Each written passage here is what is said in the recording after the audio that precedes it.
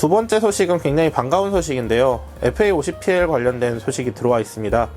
최신형 미제 A사 레이더, 스나이퍼 파드, 그리고 암람 같은 것들을 장착을 한다, 그리고 통합을 한다라는 소식인데요. FA50은 그동안 전투기 수출 시장에서 크게 세 가지 약점을 좀 안고 있었다라고 봐야 돼요. 첫 번째는 기체가 작기 때문에 소형의 전투 무기가 가지는 구조적인 한계들을 어떻게 할 수가 없었어요. 이건 앞으로도 사실은 개선이 좀 많이 힘든 부분이기도 하고요. 두 번째는 중거리 공대공 미사일에 대한 운용 능력이 사실 없었다라고 보는 게 맞습니다. 세 번째, 공대지 정밀 유도 무기를 운용함에 있어서 그 능력이 많이 제한이 되고 있었다라는 부분들이 FA50이 가지고 있었던 수출 시장에서의 문제점이라고 볼 수 있어요. 그런데 지난해 FA50PL의 수출 계약을 했던 폴란드에서 두 번째하고 세 번째에 해당하는 두 가지 문제를 해결할 수 있다라는 반가운 소식이 들려왔습니다. 폴란드 군비청의 크시슈토프 플라텍 대변인이 지난 2023년 5월 10일에 본인의 트위터에다 올린 내용을 한번 보게 되면요. FA50 폴란드형 수출 모델인 PL 모델에 미국 레이시온사에서 제작한 최첨단 A사 레이더인 팬텀 스트라이크 레이더를 장착한다라는 소식을 전하고 있습니다. 전 세계에서 레이더를 제일 잘 만드는 회사가 어디냐를 물어보면 보통은 노스롭 그루먼, 레이시온, 록히드 마틴 이 세 개 회사를 들 수가 있고요. 그 중에서 미국에서 항공기용 A사 레이더는 노스롭 그루먼하고 레이시온 이 두 곳에서 아주 치열하게 경쟁을 하면서 시장을 점유를 하고 있어요. 초기형 A사 레이더 같은 경우에는 TR 모듈에서 발생하는 열을 식혀주기 위해서 액체 냉각 방식을 많이 사용을 했습니다. 하지만 노스롭 그루먼사에서 발열 관리가 용이한 갠소자를 적용한 항공기용 레이더를 개발해서 납품하기 시작했고, 최근에 주력 전투기라고 할 수 있는 전투기들은 이 갠소자 기반의 TR 모듈을 적용해서 공냉식 설계가 가능하도록 그렇게 설계를 하고 있습니다. 반면에 레이시온은 갠소자를 적용한 기술이 적용이 많이 늦어져서 상당히 큰 시장들을 놓치고 있는 그런 상황이었다고 볼 수 있고요.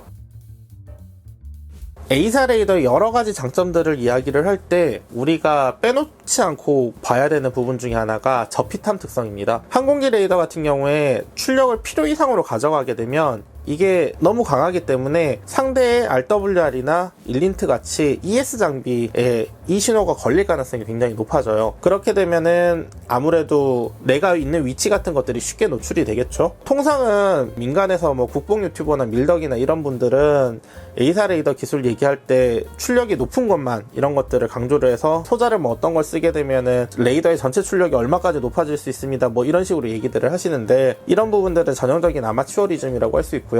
실제 현장에서는 어떻게 보면은 항공기 레이더에서 불필요한 수준의 고출력 레이더는 오히려 방해가 될 수 있는 그런 환경이라고 보시면 돼요. 걸표전 사례를 보더라도 F-15나 F-16이나 F-18 모두 격추 기록을 가지고 있거든요. 그런데 F-14 같은 경우에는 격추 기록이 없어요. 왜냐? 일설에는 F-14의 AN/AWG9 레이더가 출력도 너무 높고 이란 이라크 전쟁 과정에서 어떻게 보면은 이라크군의 이 신호 특성이 노출이 돼 있었다라는 이야기들이 있습니다. 그렇기 때문에 적기들은 RWR을 통해서 상대가 F-14라는 것을 확인함과 동시에 바로 교전을 회피했던 사례들이 많았다라는 것을 그 원인으로 찾고 있어요.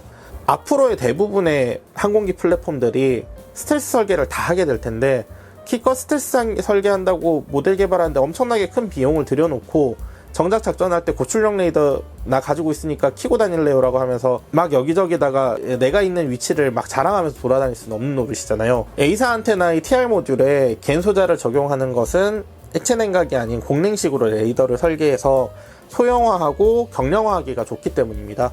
최근 시장에서 LCAT이라는 기술이 적용된 크레이토스사의 XQ58이나 보잉의 ATS 같은 CCA가 큰 시장을 형성할 것으로 예상을 하고 있고, 팬텀 스트라이크 같은 경우에는 이런 경량 전투기라던가 CCA 같은 것들의 시장을 장악하기 위해서 레이시온이 개발한 갠소자 기반의 최신형 공냉식 소형 경량화 A사 레이더라고 볼 수 있어요. 일단 암람 제작사가 레이시온이기 때문에 암람 운용에 필요한 여러 안테나들을 통합하는 과정에서 불필요한 레이더 안테나들은 다 빼버릴 수가 있고요. 다른 제작사들에 비해서 암람을 운용한다라는 측면에서 봤을 때 동일 성능의 레이더를 훨씬 작게 만들 수 있는 능력을 갖추고 있다, 그렇게 보시면 됩니다. 그래서 암람 통합과 관련돼서도 트위터에서 폴란드 네티즌들이 크시슈토프 플라텍 대변인한테 질문을 하거든요.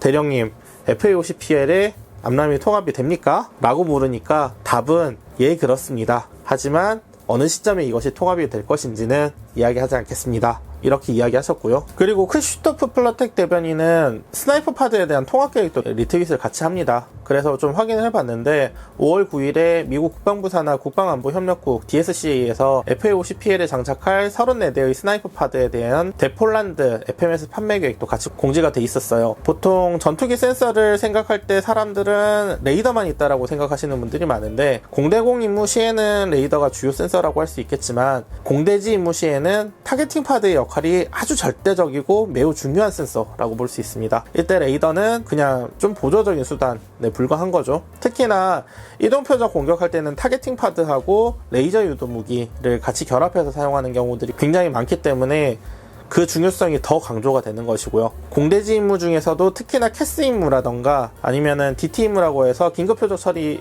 임무 같은 것들을 수행할 때는 스나이퍼 파드 같은 타겟팅 파드의 역할은 아주 절대적으로 중요합니다. 그리고 스나이퍼 파드를 사실은 공대지만 운영한다라는 것도 조금 많이 아까운 것도 사실이고요.